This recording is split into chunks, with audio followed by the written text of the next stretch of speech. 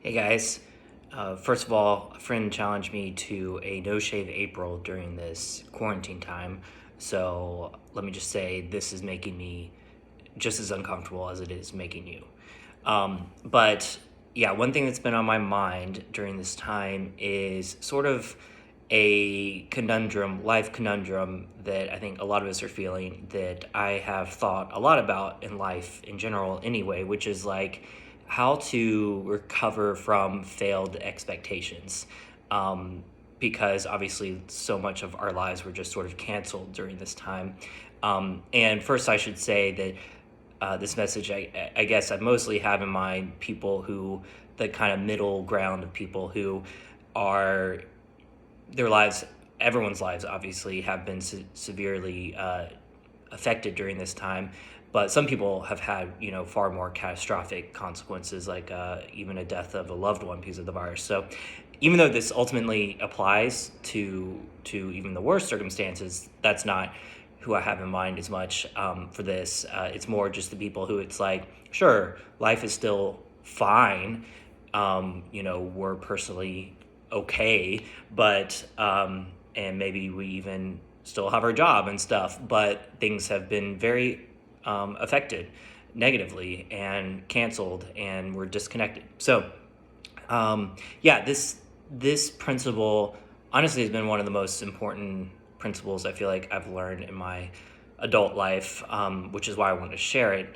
And I'm sure people have also learned this principle, or at least bits of it, part of it, but it's helpful to reiterate either way.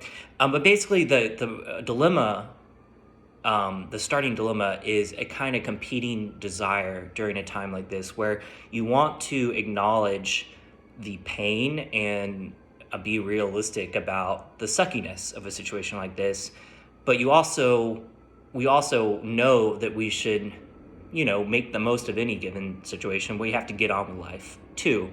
So in fact, I wrote a blog post about this years ago, like 5 years ago, called "How to Be Grateful Without Being in Denial," and it's about the same sort of thing. Like, you read all these posts about being grateful and stuff, like be more grateful during this quarantine time, and you'll be happier. But it's like, how can I do that without being a Pollyanna and pretending things are better than they aren't? So basically, the solution is it's a false dichotomy.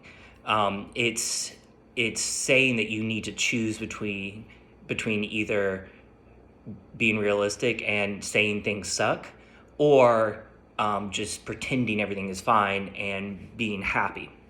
And so I think the solution to this false dichotomy is there's kind of a mourning period where you are realistic about the situation and you call it out and you validate your feelings on it. It's like, this sucks.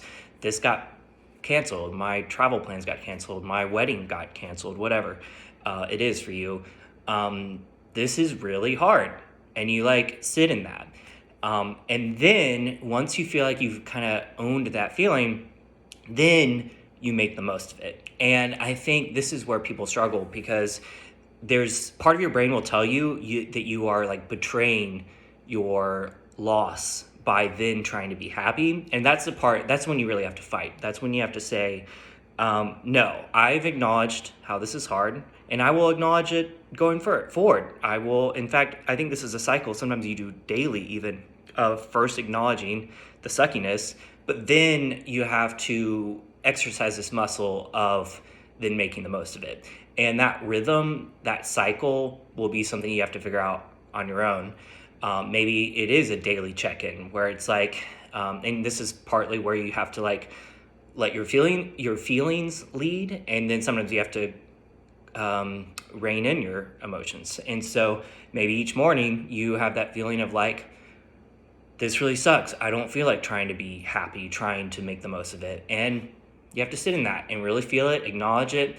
And then there's that moment and that's where you're going to have to learn for yourself of all right, I've acknowledged it. Now I really am going to go make the most of it. And that's where you really have to put the pedal to the metal, as far as really, in a sense, and maybe this sounds extreme, but get excited about what the opportunity is before you, whatever that opportunity is, just the time we have each day to live our lives. And so I think you end up with this back and forth that is a third option that defeats that false dichotomy, where you're acknowledging the reality, but then you really do make the most of it. And that doesn't mean you're going to be quote unquote happy or fix the situation. But I think you when you look back, you're like, okay, I really did make the most of it that time. I both was realistic and I was honest, and I saw it sucked, but then I actually made the most of it. And this is where it gets interesting in terms of how this actually relates to what I learned from doing improv comedy. And I don't know which came first exactly, but improv comedy really reinforced this. And if you talk to anyone who's done a lot of improv, they will tell you how it's affected their worldview and how they live their lives. A lot of people, you end up applying the principles to your whole life. And so in an improv scene, like probably most people have heard of like yes and, where you accept what your scene partner gives you, and then you build on it. You don't question it, you don't negate it. And you just accept and build on it. And the beauty of it is a lot of times your scene partner will give you something that you're like, oh, that's either not what I was going to do, or that seems like a bad choice. And sometimes it is a bad choice in the sense of, even when you make the most of it, it kind of derailed the scene, let's say. But there's a ton of times where it ends up being genius, and you thought it was a bad choice, but then the way the scene plays out, it's like actually great and better than whatever you had in mind. And so that's exactly the analogy of how to deal with failed expectations in life.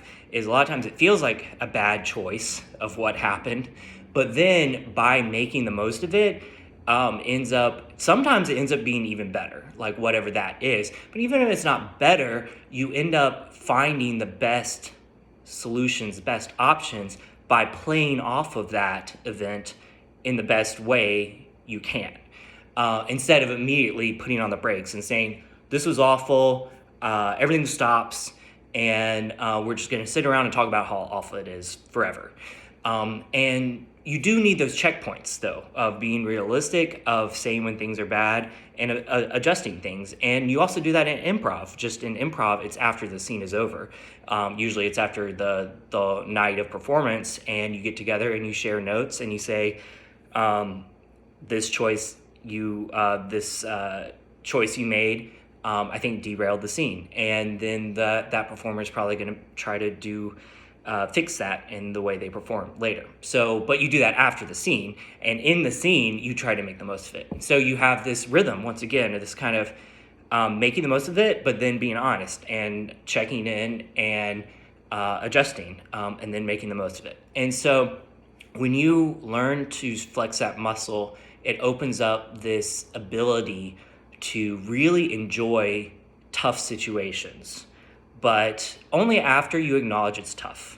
And you always come back to acknowledging it's tough. You never lie to yourself, but it enables you to be happier in it than you normally would be able to. And sometimes the tough situation ends up not even being that tough, or being a good thing, or whatever. At least it gives you that, it gives an opportunity for it actually to play out that way. And even if it doesn't turn all positive or something, then you still made the most of it. So anyway, I hope this helps someone out there. Check out my blog post, How to Be Grateful Without Being in Denial, if you're jiving with me on this. I wrote that like 5 years ago, but it's still, the basic idea is the same. So yeah, thanks for listening.